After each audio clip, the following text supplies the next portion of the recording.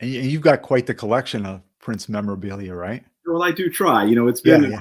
going on 40 years of collecting. So yeah. What's your most prized possession, for Prince?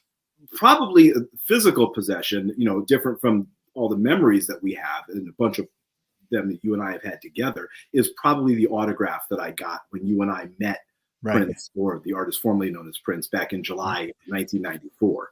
Right. I've been offered money for it. I've been offered, to trade memorabilia for it. I just won't part with it because it's something that we got, when we met him for the first time. And that's probably my most prized physical possession. And he rarely did these events. I mean, it's something that we were able to experience. And what was the moment you had with Prince meeting him, and what did you say? Do you remember? What did he say back? Or Yeah, the first time was when you and I were together. We went to Tower Records back when they used to have record stores in New York City. right? That was July 12th, 1994. Yeah. And I remember you and I waiting out in that heat, right? Oh yeah. To get inside. We waited almost 6 hours outside Tower Records. And, I always wanted to meet him. If nothing than just to be respectful and, kind of thank him for the music. And that's exactly what I told him. When we walked up to the table, I simply said, thank you for all the music and memories. And he looked at me and he goes, my pleasure.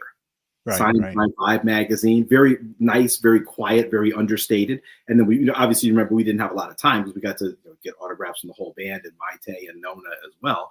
But Right. even in that brief moment, it was, I don't want to say it was surreal because I don't want to, overstate it, but it was just cool. It was cool to meet somebody who musically has been very influential in our lives, right? But also just to meet him and just to give thanks and respect was just a great experience. That was the first time that he and I got to speak. The other times were very brief. In 2002 on the One Night Alone tour at Lincoln Center, we chatted very briefly after the sound check, right before Prince was going to go and get changed. He actually said after the sound check, and the sound check was a concert in itself almost, right? Right. Yeah. And he had said, I got to go back and get changed before they let all the squares come in. Oh. But he didn't leave. He sat on the edge of the stage. Okay. And so people just walked up to him, and I heard them, they were talking about religion or something. And then I just said, it's nice to see you. Thank you very much for this, great time. And he said, said a few pleasantries, and that was it. But again, still a very cool moment in a very relaxed and casual setting. And then the third time was when we were at Webster Hall for the Art of Musicology taping back. Oh, that's right. Yeah. April 20th of 1994. And because they asked me to get on stage, I was standing right next to John Blackwell during the performance. We saw Prince kind of backstage before he came out and did Musicology.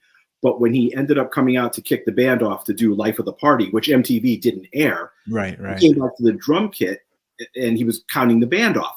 So we said hello to him when he walked back, and he said hi and he waved to us, very funny, and then started the song. So the interactions and the encounters may have been brief, but they were all special. Yeah. Have you seen those songs that we were there but have never aired? Have you ever seen any of those? The video? I haven't seen it. I've only seen the official recording that was on MTV. So that was Musicology. I think I Can Never Take the Place of Your Man, Proud Mary. I'm sorry, Sweet Thing. And Sometimes It Snows in April, which was obviously just magical. But the unaired stuff I've never seen. Yeah. I mean, it's got to be somewhere, but we've yet to. Yeah, one day we're all hoping for that. So